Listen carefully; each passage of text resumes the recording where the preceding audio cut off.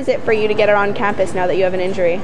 Well, usually I just have to plan a lot more time, ahead of time, just making sure that I have enough time to get all my classes. I can't get around as easily. I have to make big detours in order to make my life a lot easier. To find out more about mobility, we visited the Office for Students with Disabilities. Difficult obstacles pertaining to disability, mobility access on the McGill campus.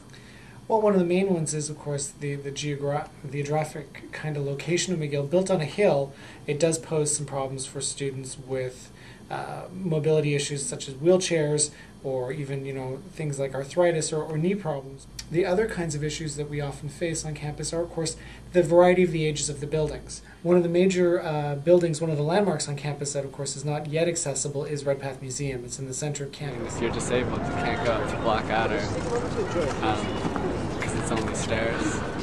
Redpath Museum, I don't know how you get in if you're disabled because I only know those main stairs. I don't know if you could ever get to Architecture Cafe either because of the stairs.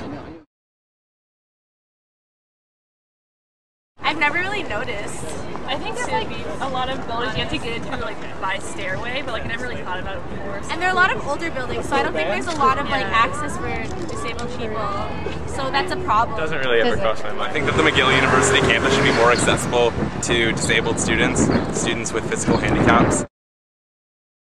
Services you offer for disability access on the McGill campus?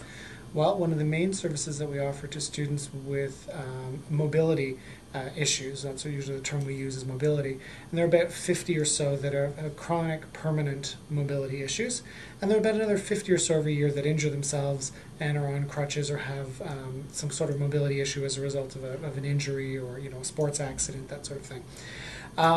And so the main thing that we offer them is access to the adapted mini transport van, which helps them get around campus. It's a little shuttle that they can call as they need it, and it will pick them up at the building that they're at and drop them off at the next building. That runs sort of Monday through Friday during class hours. Other than that, depending on the level of the injury and depending on the accessibility of the classrooms that they're in, occasionally they require things like note-taking services or maybe some punctual tutoring services if they were in the hospital for long periods of time, things like that.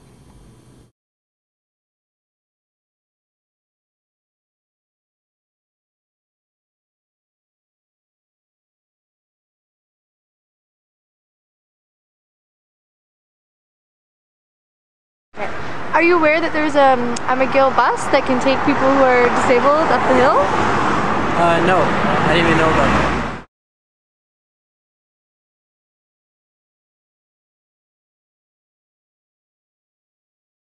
I really admire you, Artie.